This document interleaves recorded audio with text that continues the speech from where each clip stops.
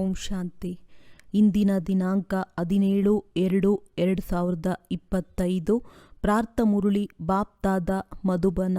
ಮಧುರ ಮಕ್ಕಳೇ, ತಂದೆಯು ನಿಮ್ಮ ಅತಿಥಿಯಾಗಿ ಬಂದಿದ್ದಾರೆ ಅಂದಾಗ ನೀವು ಅವರನ್ನು ಆದರ ಮಾಡಬೇಕಾಗಿದೆ. ಹೇಗೆ ಪ್ರೀತಿಯಿಂದ ಕರೆದಿರೋ ಹಾಗೆಯೇ ಆದರವನ್ನು ಮಾಡಬೇಕಾಗಿದೆ, ನಿರಾಧಾರವಲ್ಲ. ಪ್ರಶ್ನೆ: ನೀವು ಮಕ್ಕಳಿಗೆ ಸದಾ ಯಾವ ನಶೆ ಇರಬೇಕೋ? ಒಂದು ವೇಳೆ ನಶೆ ಇಲ್ಲವೆಂದರೆ ಅವರಿಗೆ ಏನು ಹೇಳುತ್ತಾರೆ? ಉತ್ತರ: ಸರ್ವಶ್ರೇಷ್ಠ ವ್ಯಕ್ತಿಯು ಪತಿತ ಪ್ರಪಂಚದಲ್ಲಿ ನಮ್ಮ ಅತಿಥಿಯಾಗಿ ಬಂದಿದ್ದಾರೆ. ಈ ನಶೆಯು ಸದಾ ಏರಿರಬೇಕು. ಆದರೆ ನಂಬರ್ ವಾರ್ ಈ ನಶೆ ಏರುತ್ತದೆ. ಕೆಲವರು ತಂದೆಯ ಮಗುವಾಗಿ ನಂತರ ಸಂಶಯ ಬುದ್ಧಿಯವರಾಗಿ ಕೈಯನ್ನು ಬಿಟ್ಟು ಹೋಗುತ್ತಾರೆಂದರೆ ಅವರ ಅದೃಷ್ಟ ಆ ರೀತಿ ಇದೆ ಎಂದು ಹೇಳಲಾಗುತ್ತದೆ. ಓಂ ಶಾಂತಿ, ಓಂ ಶಾಂತಿ ಎಂದು 2 ಬಾರಿ ಹೇಳಬೇಕಾಗಿದೆ. ಮಕ್ಕಳಿಗೆ ತಿಳಿದಿದೆ, ಒಬ್ಬರು ತಂದೆಯಾಗಿದ್ದಾರೆ, ಇನ್ನೊಬ್ಬರು ಸಹೋದರನಾಗಿದ್ದಾರೆ, ಇಬ್ಬರು ಒಟ್ಟಿಗೆ ಇದ್ದಾರಲ್ಲವೇ. ಭಗವಂತನಿಗೆ ಎಷ್ಟೊಂದು ಶ್ರೇಷ್ಠ ಮಹಿಮೆ ಮಾಡುತ್ತಾರೆ. ಆದರೆ ಗಾಡ್ ಫಾದರ್ ಎಂಬ ಶಬ್ದವು ಎಷ್ಟು ಸರಳವಾಗಿದೆ. ಕೇವಲ ಫಾದರ್ ಎಂದು ಹೇಳುವುದಿಲ್ಲ. ಗಾಡ್ ಫಾದರ್ ಶ್ರೇಷ್ಠಾತಿ ಶ್ರೇಷ್ಠನಾಗಿದ್ದಾರೆ. ಅವರ ಮಹಿಮೆಯೂ ಶ್ರೇಷ್ಠವಾಗಿದೆ. ಅವರನ್ನು ಪತಿತ ಪ್ರಪಂಚದಲ್ಲಿಯೇ ಕರೆಯುತ್ತಾರೆ. ಅವರೇ ಬಂದು ತಿಳಿಸುತ್ತಾರೆ. ಆದರೆ ಪತಿತ ಪಾವನ ಹೇಗೆ ಯಾವಾಗ ಬರುತ್ತಾರೆ ಎಂದು ಯಾರಿಗೂ ತಿಳಿದಿಲ್ಲ. ಅರ್ಧಕಲ್ಪ ಸತ್ಯಯುಗ, ತ್ರೇತಾಯುಗದಲ್ಲಿ ಯಾರ ರಾಜ್ಯವಿತ್ತು, ಹೇಗಾಯಿತು, ಇದೂ ಸಹ ತಿಳಿದಿಲ್ಲ. ಪತಿತ ಪಾವನ ತಂದೆಯು ಅವಶ್ಯವಾಗಿ ಬರುತ್ತಾರೆ. ಅವರಿಗೆ ಕೆಲವರು ಪತಿತ ಪಾವನನೆಂದು, ಇನ್ನು ಕೆಲವರು ಮುಕ್ತಿದಾತನೆಂದು ಹೇಳುತ್ತಾರೆ. ಸ್ವರ್ಗದಲ್ಲಿ ಕರೆದುಕೊಂಡು ಹೋಗಿ ಎಂದು ಕರೆಯುತ್ತಾರೆ. ಅವರು ಎಲ್ಲರಿಗಿಂತ ಸರ್ವಶ್ರೇಷ್ಠನಾಗಿದ್ದಾರಲ್ಲವೇ. ನಾವು ಭಾರತವಾಸಿಗಳನ್ನು ಶ್ರೇಷ್ಠರನ್ನಾಗಿ ಮಾಡಿ ಎಂದು ಪತಿತ ರಾಜ್ಯದಲ್ಲಿಯೇ ಅವರನ್ನು ಕರೆಯುತ್ತಾರೆ. ಅವರ ಸ್ಥಾನವು ಎಷ್ಟು ದೊಡ್ಡದಾಗಿದೆ. ಹೈಯೆಸ್ಟ್ ಅಥಾರಿಟಿಯಾಗಿದ್ದಾರೆ. ರಾವಣ ರಾಜ್ಯದಲ್ಲಿರುವಾಗಲೇ ಅವರನ್ನು ಕರೆಯುತ್ತಾರೆ. ಇಲ್ಲವೆಂದರೆ ಈ ರಾವಣ ರಾಜ್ಯದಿಂದ ಯಾರು ಬಿಡಿಸುವುದು. ಇವೆಲ್ಲ ಮಾತುಗಳನ್ನು ನೀವು ಮಕ್ಕಳು ಕೇಳುತ್ತೀರಿ. ಅಂದ ಮೇಲೆ ನಶೆಯು ಏರಿರಬೇಕು. ಆದರೆ ಇಷ್ಟೊಂದು ನಶೆಯು ಏರುವುದಿಲ್ಲ. ಸಾರಾಯಿಯ ನಶೆಯು ಎಲ್ಲರಿಗೂ ಏರುತ್ತದೆ. ಆದರೆ ಈ ನಶೆ ಏರುವುದಿಲ್ಲ. ಇದರಲ್ಲಿ ಧಾರಣೆಯ ಮಾತಿದೆ, ಅದೃಷ್ಟದ ಮಾತಾಗಿದೆ. ಅಂದಾಗ ತಂದೆಯು ಬಹಳ ದೊಡ್ಡ ಆಸಾಮಿಯಾಗಿದ್ದಾರೆ. ನಿಮ್ಮಲ್ಲಿಯೂ ಕೆಲವರಿಗೆ ಪೂರ್ಣ ನಿಶ್ಚಯವಿರುವುದಿಲ್ಲ. ಒಂದು ವೇಳೆ ಎಲ್ಲರಿಗೂ ನಿಶ್ಚಯವಿದ್ದರೆ ಎಲ್ಲರೂ ಏಕೆ ಓಡಿ ಹೋಗುತ್ತಿದ್ದರು. ತಂದೆಯನ್ನೇ ಮರೆತು ಹೋಗುತ್ತಾರೆ. ತಂದೆಯ ಮಗುವಾದ ನಂತರ ತಂದೆಯ ಮೇಲೆ ಸಂಶಯ ಬುದ್ಧಿ ಇರಲು ಸಾಧ್ಯವಿಲ್ಲ. ಆದರೆ ಈ ತಂದೆಯು ವಿಚಿತ್ರವಾಗಿದ್ದಾರೆ. ಗಾಯನವೂ ಇದೆ. ಆಶ್ಚರ್ಯವಾಗಿ ತಂದೆಯ ಮಗುವಾಗುತ್ತಾರೆ. ಬಾಬಾ ಎಂದು ಹೇಳುತ್ತಾರೆ. ಜ್ಞಾನವನ್ನು ಕೇಳುತ್ತಾರೆ. ಅನ್ಯರಿಗೂ ತಿಳಿಸುತ್ತಾರೆ. ಅವೋ ಮಾಯೆ, ಇಷ್ಟಾದ ಮೇಲೂ ಸಂಶಯ ಮಾಡಿಬಿಡುತ್ತೀಯ. ಈ ಭಕ್ತಿ ಮಾರ್ಗದ ಶಾಸ್ತ್ರಗಳಲ್ಲಿ ಯಾವುದೇ ಸಾರವಿಲ್ಲ. ನನ್ನನ್ನು ಯಾರೂ ಅರಿತುಕೊಂಡಿಲ್ಲ. ನೀವು ಮಕ್ಕಳಲ್ಲಿಯೂ ಸಹ ವಿರಳ ಕೆಲವರೇ ನಿಲ್ಲುತ್ತಾರೆ. ನೀವೂ ಸಹ ಇದನ್ನು ಅನುಭವ ಮಾಡುತ್ತೀರಿ. ಆ ಸ್ಥಿರವಾದ ನೆನಪು ಇರುವುದೇ ಇಲ್ಲ. ನಾವಾತ್ಮಗಳು ಬಿಂದುವಾಗಿದ್ದೇವೆ. ತಂದೆಯು ಬಿಂದುವಾಗಿದ್ದಾರೆ. ಅವರು ನಮ್ಮ ತಂದೆಯಾಗಿದ್ದಾರೆ. ಅವರಿಗೆ ತನ್ನ ಶರೀರವಿಲ್ಲ. ತಿಳಿಸುತ್ತಾರೆ, ನಾನು ಈ ತನುವಿನ ಆಧಾರವನ್ನು ತೆಗೆದುಕೊಳ್ಳುತ್ತೇನೆ. ನನ್ನ ಹೆಸರಾಗಿದೆ ಶಿವ. ನನಾತ್ಮನ ಹೆಸರೆಂದು ಬದಲಾಗುವುದಿಲ್ಲ. ನಿಮ್ಮ ಶರೀರದ ಹೆಸರು ಬದಲಾಗುತ್ತದೆ. ಶರೀರದ ಮೇಲೆಯೇ ಹೆಸರು ಬರುತ್ತದೆ. ವಿವಾಹವಾದಾಗ ಹೆಸರು ಬದಲಾಗುತ್ತದೆ. ಮತ್ತೆ ಆ ಹೆಸರನ್ನು ಪಕ್ಕಾ ಮಾಡಿಕೊಳ್ಳುತ್ತಾರೆ.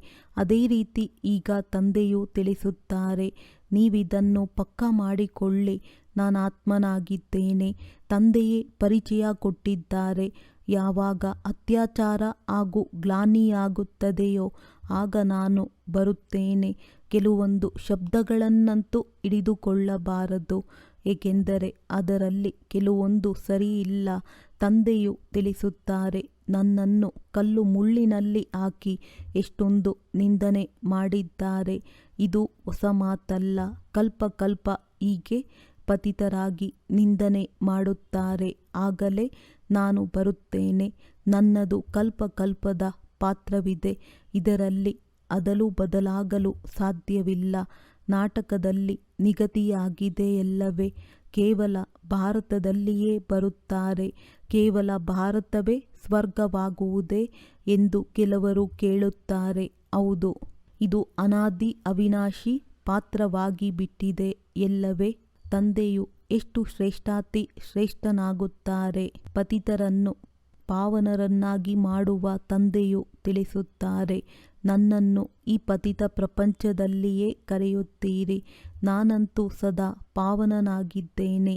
ಅಂದ ಮೇಲೆ ನನ್ನನ್ನು ಪಾವನ ಪ್ರಪಂಚದಲ್ಲಿ ಕರೆಯಬೇಕಲ್ಲವೇ? ಆದರೆ ಇಲ್ಲ, ಪಾವನ ಪ್ರಪಂಚದಲ್ಲಿ ತಂದೆಯನ್ನು ಕರೆಯುವ ಅವಶ್ಯಕತೆಯೇ ಇರುವುದಿಲ್ಲ. ಬಂದು ನಮ್ಮನ್ನು ಪಾವನ ಮಾಡಿ ಎಂದು ಪತಿತ ಪ್ರಪಂಚದಲ್ಲಿಯೇ ಕರೆಯುತ್ತಾರೆ. ನಾನು ಎಷ್ಟು ದೊಡ್ಡ ಅತಿಥಿಯಾಗಿದ್ದೇನೆ. ಅರ್ಧ ಕಲ್ಪದಿಂದ ನನ್ನನ್ನು ನೆನಪು ಮಾಡುತ್ತಾ ಬಂದಿದ್ದೀರಿ. ಇಲ್ಲಿ ಯಾವುದೇ ದೊಡ್ಡ ವ್ಯಕ್ತಿಯನ್ನು ಕರೆಯುತ್ತಾರೆಂದರೆ ಹೆಚ್ಚೆಂದರೆ 1-2 ವರ್ಷ ಕರೆಯುತ್ತಾರೆ.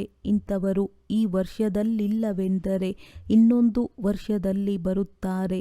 ಆದರೆ ತಂದೆಯನ್ನಂತೂ ಅರ್ಧ ಕಲ್ಪದಿಂದ ನೆನಪು ಮಾಡುತ್ತಾ ಬಂದಿದ್ದೀರಿ. ಇವರು ಬರುವ ಪಾತ್ರವು ನಿಶ್ಚಿತವಾಗಿ ಬಿಟ್ಟಿದೆ. ಇದು ಯಾರಿಗೂ ತಿಳಿದಿಲ್ಲ. ಬಹಳ ಶ್ರೇಷ್ಠ ತಂದೆಯಾಗಿದ್ದಾರೆ. ಮನುಷ್ಯರು ಒಂದು ಕಡೆ ಪ್ರೀತಿಯಿಂದ ಕರೆಯುತ್ತಾರೆ, ಇನ್ನೊಂದು ಕಡೆ ಮಹಿಮೆಯಲ್ಲಿ ಏನಾದರೊಂದು ಕಲೆಯುಂಟು ಮಾಡಿಬಿಡುತ್ತಾರೆ. ವಾಸ್ತವದಲ್ಲಿ ಇವರು ಅತಿ ದೊಡ್ಡ ಮಹಿಮೆಯುಳ್ಳ ಅತಿಥಿಯಾಗಿದ್ದಾರೆ. ಆದರೆ ಅವರ ಮಹಿಮೆಗೆ ಕಲೆಯುಂಟು ಮಾಡಿದ್ದಾರೆ. ಅವರು ಕಲ್ಲು ಮುಳ್ಳು ಎಲ್ಲದರಲ್ಲಿದ್ದಾರೆಂದು ಹೇಳಿಬಿಡುತ್ತಾರೆ. ಇವರು ಎಷ್ಟು ಹೈಯೆಸ್ಟ್ ಅಥಾರಿಟಿಯಾಗಿದ್ದಾರೆ. ಬಹಳ ಪ್ರೀತಿಯಿಂದ ಕರೆಯುತ್ತಾರೆ, ಆದರೆ ಬಹಳ ಅಮಾಯಕರಾಗಿದ್ದಾರೆ. ನಾನೇ ಬಂದು ನನ್ನ ಪರಿಚಯವನ್ನು ಕೊಡುತ್ತೇನೆ. ನಾನು ನಿಮ್ಮ ತಂದೆಯಾಗಿದ್ದೇನೆ. ನನ್ನನ್ನು ಪರಮಪಿತ ಪರಮಾತ್ಮನೆಂದು ಹೇಳುತ್ತಾರೆ. ಯಾವಾಗ ಎಲ್ಲರೂ ರಾವಣನ ಬಂಧನದಲ್ಲಿರುತ್ತಾರೆಯೋ ಆಗಲೇ ತಂದೆಯು ಬರಬೇಕಾಗಿದೆ. ಏಕೆಂದರೆ ಎಲ್ಲರೂ ಭಕ್ತಿನಿಯರು ಅಥವಾ ವಧುಗಳು ಸೀತೆಯರಾಗಿದ್ದಾರೆ. ತಂದೆಯವರು ರಾಮನಾಗಿದ್ದಾರೆ. ಒಂದು ಸೀತೆಯ ಮಾತಿಲ್ಲ. ಎಲ್ಲ ಸೀತೆಯರನ್ನು ರಾವಣನ ಬಂಧನದಿಂದ ಬಿಡಿಸುತ್ತಾರೆ. ಇದು ಬೇಹದ್ದಿನ ಮಾತಾಗಿದೆ. ಇದು ಹಳೆಯ ಪತಿತ ಪ್ರಪಂಚವಾಗಿದೆ. ಇದು ಹಳೆಯದಾಗುವುದು ಮತ್ತೆ ಹೊಸದಾಗುವುದು ಬಹಳ ನಿಖರವಾಗಿದೆ. ಈ ಶರೀರ ಮೊದಲಾದವುಗಳಂತೂ ಕೆಲವು ಬಹಳ ಬೇಗ ಹಳೆಯದಾಗಿ ಬಿಡುತ್ತವೆ.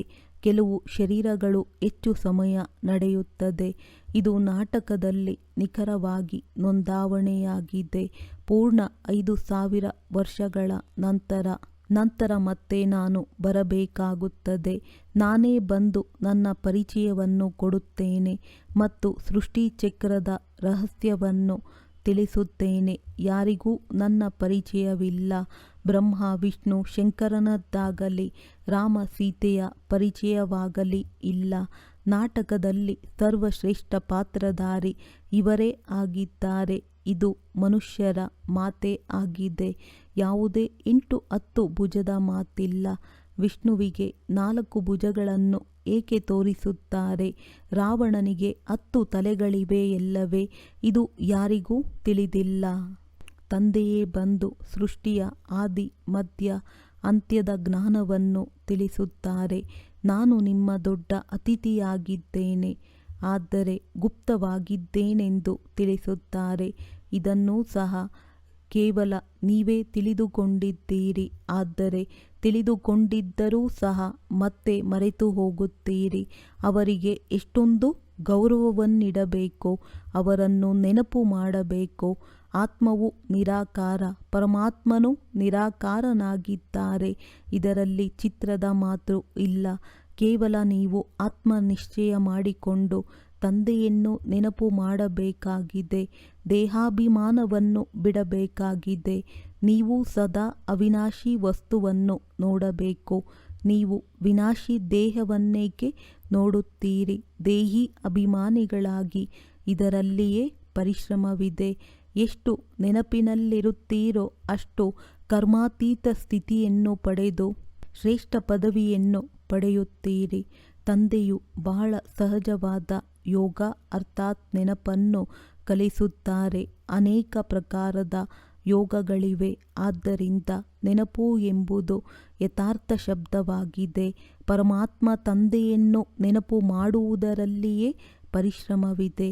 ನಾನು ಇಷ್ಟು ಸಮಯ ನೆನಪಿನಲ್ಲಿದ್ದೇನೆಂದು ಕೆಲವರೇ ವಿರಳ ಸತ್ಯವನ್ನು ತಿಳಿಸುತ್ತಾರೆ. ನೆನಪು ಮಾಡುವುದೇ ಇಲ್ಲ. ಆದ್ದರಿಂದ ತಿಳಿಸಲು ಸಂಕೋಚವಾಗುತ್ತದೆ. ಇಡೀ ದಿನದಲ್ಲಿ 1 ಗಂಟೆ ನೆನಪಿನಲ್ಲಿರುತ್ತೇವೆಂದು ಬರೆಯುತ್ತಾರೆ. ಅಂದಾಗ ಸಂಕೋಚವಾಗಬೇಕಲ್ಲವೇ? ಇಂತಹ ತಂದೆ ಯಾರನ್ನು ದಿನರಾತ್ರಿ ನೆನಪು ಮಾಡಬೇಕೋ ಅವರನ್ನು ಕೇವಲ 1 ಗಂಟೆ ನೆನಪು ಮಾಡುತ್ತೇವೆ. ಇದರಲ್ಲಿ ಬಹಳ ಗುಪ್ತ ಪರಿಶ್ರಮವಿದೆ. ತಂದೆಯನ್ನು ಕರೆಯುತ್ತಾರೆ ಅಂದ ಮೇಲೆ ದೂರದಿಂದ ಬರುವವರು ಅತಿಥಿಯಾದರಲ್ಲವೇ? ತಂದೆಯು ತಿಳಿಸುತ್ತಾರೆ, ನಾನು ಹೊಸ ಪ್ರಪಂಚದ ಅತಿಥಿಯಾಗುವುದಿಲ್ಲ, ಹಳೆಯ ಪ್ರಪಂಚದಲ್ಲಿಯೇ ಆಗುತ್ತೇನೆ. ಬಂದು ಹೊಸ ಪ್ರಪಂಚದ ಸ್ಥಾಪನೆ ಮಾಡುತ್ತೇನೆ. ಇದು ಹಳೆಯ ಪ್ರಪಂಚವಾಗಿದೆ. ಇದನ್ನು ಸಹ ಯಾರೂ ಯಥಾರ್ಥವಾಗಿ ತಿಳಿದುಕೊಂಡಿಲ್ಲ. ಹೊಸ ಪ್ರಪಂಚದ ಕಾಲಾವಧಿಯನ್ನೇ ತಿಳಿದುಕೊಂಡಿಲ್ಲ. ಈ ಜ್ಞಾನವನ್ನು ನಾನೇ ಬಂದು ಕೊಡುತ್ತೇನೆ. ಮತ್ತೆ ನಾಟಕದನುಸಾರ ಈ ಜ್ಞಾನವು ಪ್ರಾಯಲೋಪವಾಗಿ ಬಿಡುತ್ತದೆ. ಪುನಃ ಕಲ್ಪದ ನಂತರ ಈ ಪಾತ್ರವು ಪುನರಾವರ್ತನೆಯಾಗುವುದು. ನನ್ನನ್ನು ಕರೆಯುತ್ತಾರೆ. ವರ್ಷವೂ ಶಿವ ಜಯಂತಿಯನ್ನಾಚರಿಸುತ್ತಾರೆ. ಯಾರು ಬಂದು ಹೋಗುತ್ತಾರೆಯೋ ವರ್ಷವೂ ಅವರ ಜಯಂತಿಯನ್ನಾಚರಿಸುತ್ತಾರೆ. ಶಿವತಂದೆಗೂ ಸಹ 12 ತಿಂಗಳಿನ ನಂತರ ಜಯಂತಿಯನ್ನಾಚರಿಸುತ್ತಾರೆ. ಆದರೆ ಯಾವಾಗಿನಿಂದ ಆಚರಿಸುತ್ತಾ ಬಂದಿದ್ದಾರೆಂದು ಇಂದು ಯಾರಿಗೂ ತಿಳಿದಿಲ್ಲ. ಕೇವಲ ಲಕ್ಷಾಂತರ ವರ್ಷಗಳಾಯಿತೆಂದು ಹೇಳುತ್ತಾರೆ. ಕಲಿಯುಗದ ಆಯಸ್ಸನ್ನೇ ಲಕ್ಷಾಂತರ ವರ್ಷಗಳೆಂದು ಬರೆದಿದ್ದಾರೆ. ತಂದೆಯು ತಿಳಿಸುತ್ತಾರೆ, ಇದು 5000 ವರ್ಷಗಳ ಮಾತಾಗಿದೆ. ಅವಶ್ಯವಾಗಿ ಭಾರತದಲ್ಲಿ ಈ ದೇವತೆಗಳ ರಾಜ್ಯವಿತ್ತಲ್ಲವೇ? ನಾನು ಭಾರತದ ಅತಿದೊಡ್ಡ ಅತಿಥಿಯಾಗಿದ್ದೇನೆ. ನನಗೆ ಅರ್ಧಕಲ್ಪದಿಂದಲೂ ಬಹಳ ನಿಮಂತ್ರಣ ಕೊಡುತ್ತಾ ಬಂದಿದ್ದೀರಿ. ಯಾವಾಗ ಬಹಳ ದುಃಖಿಯಾಗುವರೋ ಆಗ ಏ ಪತಿತ ಪಾವನ ಬನ್ನಿ ಎಂದು ಕರೆಯುತ್ತಾರೆ. ನಾನು ಪತಿತ ಪ್ರಪಂಚದಲ್ಲಿಯೇ ಬಂದಿದ್ದೇನೆ. ನನಗೆ ರಥವೂ ಬೇಕಲ್ಲವೇ? ಆತ್ಮವು ಅಕಾಲ ಮೂರ್ತಿಯಾಗಿದೆ. ಭೃಕುಟಿಯು ಅದರ ಸಿಂಹಾಸನವಾಗಿದೆ. ತಂದೆಯು ಅಕಾಲ ಮೂರ್ತಿಯಾಗಿದ್ದಾರೆ. ಅವರು ಬಂದು ಈ ಬ್ರಹ್ಮ ಸಿಂಹಾಸನದಲ್ಲಿ ವಿರಾಜಮಾನವಾಗುತ್ತಾರೆ. ಇವು ರಮಣೀಕ ಮಾತುಗಳಾಗಿವೆ. ಬೇರೆ ಯಾರಾದರೂ ಕೇಳಿದರೆ ಚಕಿತರಾಗಿ ಬಿಡುತ್ತಾರೆ. ತಂದೆಯು ತಿಳಿಸುತ್ತಾರೆ, ಮಕ್ಕಳೇ, ನೀವು ನನ್ನ ಮತದಂತೆ ನಡೆಯಿರಿ. ಶಿವತಂದೆಯೇ ಮುರುಳಿಯನ್ನು ನುಡಿಸುತ್ತಾರೆ. ಶಿವತಂದೆಯು ಮತವನ್ನು ಕೊಡುತ್ತಾರೆಂದು ತಿಳಿಯಿರಿ.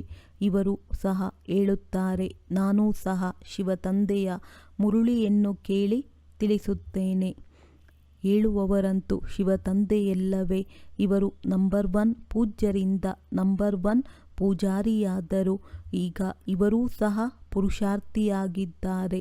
ಮಕ್ಕಳು ಯಾವಾಗಲೂ ನಮಗೆ ಶಿವತಂದೆಯ ಶ್ರೀಮತವು ಸಿಕ್ಕಿದೆ ಎಂದು ತಿಳಿಯಬೇಕು. ಒಂದು ವೇಳೆ ಯಾವುದೇ ಉಲ್ಟಾ ಮಾತಾದರೂ ಸಹ ಅದನ್ನು ಸರಿ ಮಾಡಿಬಿಡುತ್ತಾರೆ. ಈ ಅಟುಟ ನಿಶ್ಚಯವಿದ್ದಾಗ ಶಿವತಂದೆಯು ಜವಾಬ್ದಾರನಾಗಿರುತ್ತಾರೆ. ಇದು ನಾಟಕದಲ್ಲಿ ನಿಗದಿಯಾಗಿದೆ. ವಿಘ್ನಗಳಂತೂ ಬಂದೇ ಬರುತ್ತವೆ. ಬಹಳ ಕಠಿಣವಾದ ವಿಘ್ನಗಳು ಬರುತ್ತವೆ. ತಮ್ಮ ಮಕ್ಕಳಿಂದಲೂ ವಿಘ್ನಗಳು ಬರುತ್ತವೆ. ಆದ್ದರಿಂದ ಯಾವಾಗಲೂ ಶಿವತಂದೆಯು ತಿಳಿಸುತ್ತಾರೆಂದು ತಿಳಿಯಿರಿ. ಆಗ ನೆನಪಿರುವುದು.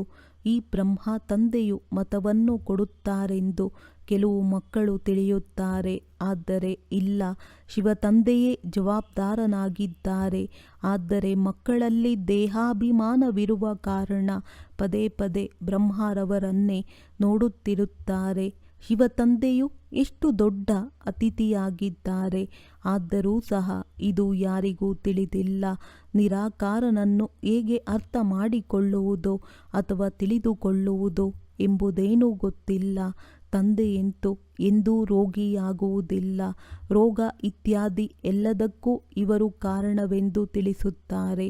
ಆದರೆ ಇವರಲ್ಲಿ ಯಾರಿದ್ದಾರೆ ಎಂದು ಅವರಿಗೇನು ಗೊತ್ತು? ನೀವು ಮಕ್ಕಳೂ ಸಹ ನಂಬರ್ವಾರ್ ತಿಳಿದುಕೊಂಡಿದ್ದೀರಿ.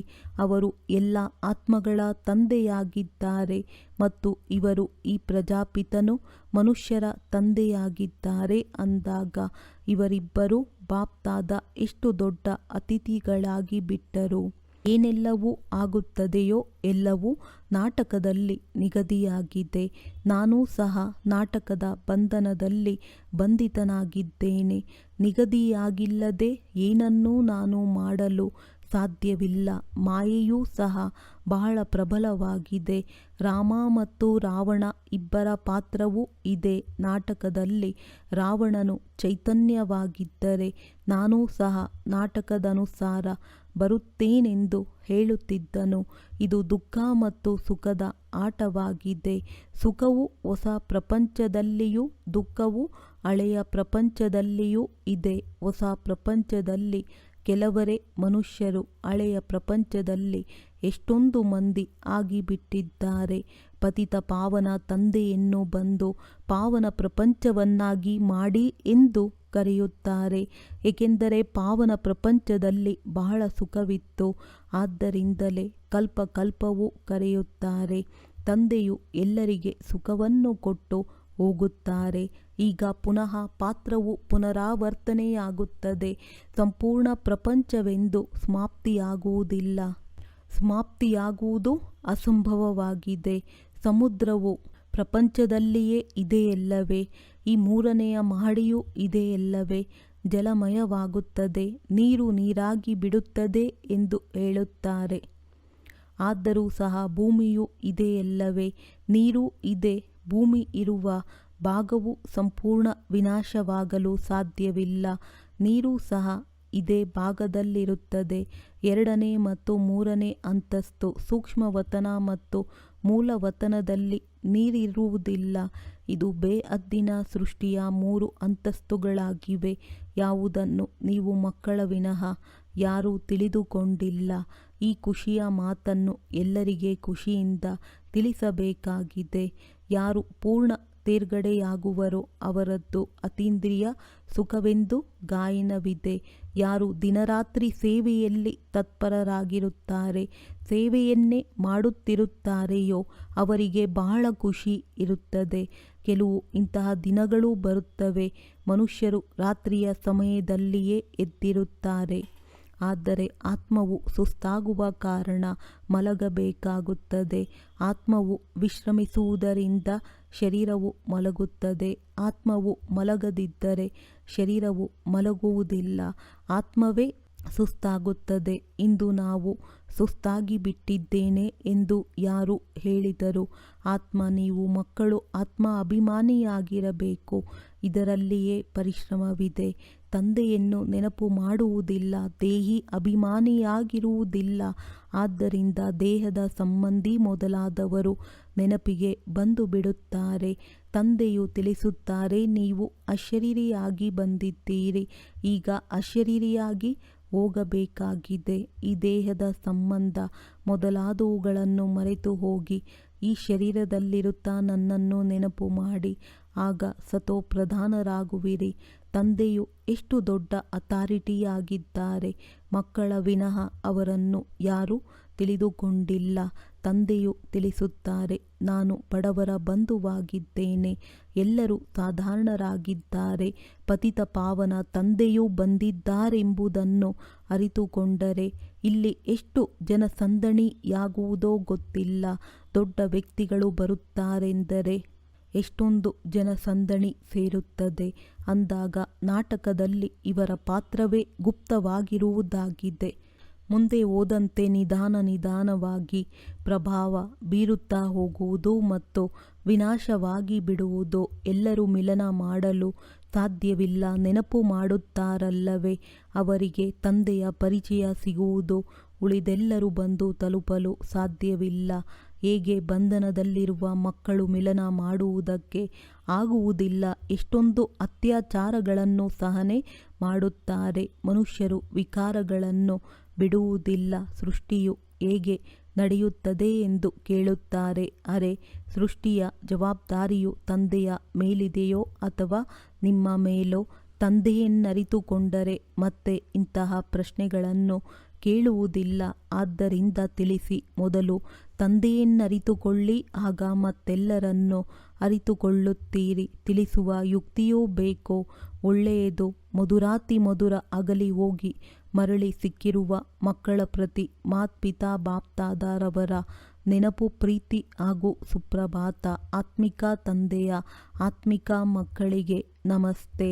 ಸದಾ ಹೈಯೆಸ್ಟ್ ಅಥಾರಿಟಿ ತಂದೆಯ ನೆನಪಿನಲ್ಲಿರಬೇಕಾಗಿದೆ. ವಿನಾಶಿ ದೇಹವನ್ನು ನೋಡದೆ ದೇಹಿ ಅಭಿಮಾನಿಯಾಗಿರುವ ಪರಿಶ್ರಮ ಪಡಬೇಕಾಗಿದೆ. ನೆನಪಿನ ಸತ್ಯವಾದ ಚಾರ್ಟನ್ನು ಇಡಬೇಕಾಗಿದೆ.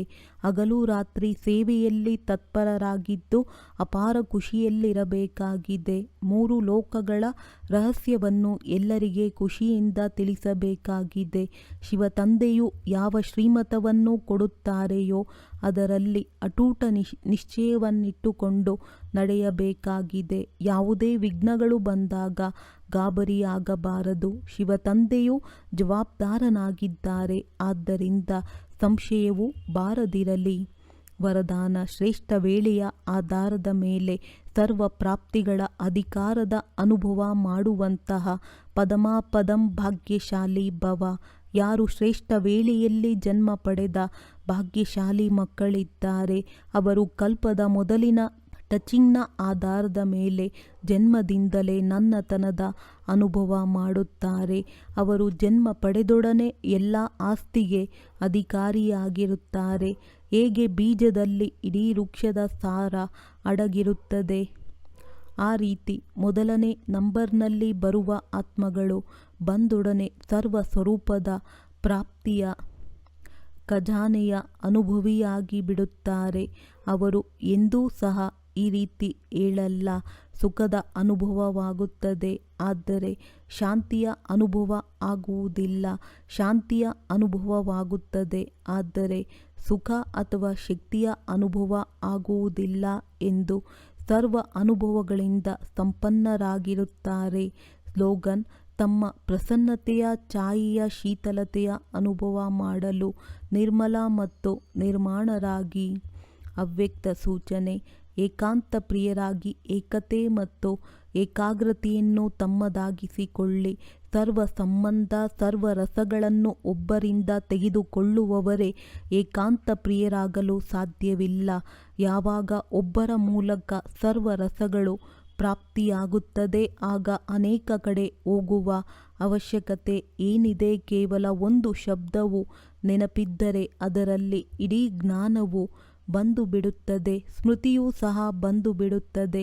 ಸಂಬಂಧವೂ ಬಂದು ಬಿಡುತ್ತದೆ. ಸ್ಥಿತಿಯೂ ಸಹ ಬಂದು ಬಿಡುತ್ತದೆ. ಮತ್ತು ಜೊತೆಯಲ್ಲಿ ಏನು ಪ್ರಾಪ್ತಿಯಾಗುವುದೋ ಅದು ಸಹ ಆ ಒಂದು ಶಬ್ದದಿಂದ ಸ್ಪಷ್ಟವಾಗಿ ಬಿಡುತ್ತದೆ. ಒಬ್ಬರ ನೆನಪು, ಸ್ಥಿತಿ, ಏಕರಸ ಮತ್ತು ಜ್ಞಾನವು ಎಲ್ಲವೂ ಒಬ್ಬರ ನೆನಪಿನಿಂದಲೇ ಸಿಗುತ್ತದೆ. ಪ್ರಾಪ್ತಿಯು ಏನಾಗುತ್ತದೆಯೋ ಅದು ಸಹ ಏಕರಸವಾಗಿರುತ್ತದೆ. ಒಳ್ಳೆಯದು. ಓಂ ಶಾಂತಿ.